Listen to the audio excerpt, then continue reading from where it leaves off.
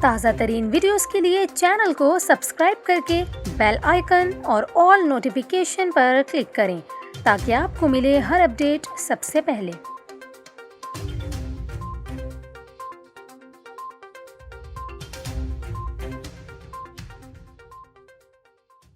السلام علیکم ناظرین، ابھی آپ کو بتائیں کہ مریم نواز نے نواسی کے لیے چیزیں خریدی، لیکن وہ چیزیں کون لے اڑا؟ جی ہاں، پاکستان مسلم لیگ نون کی نائب صدر مریم نواز نے بہاولپور سے لاہور واپسی کے دوران خصوصی طور پر رک کر اپنے نواسی کے لیے چیزیں خریدیں۔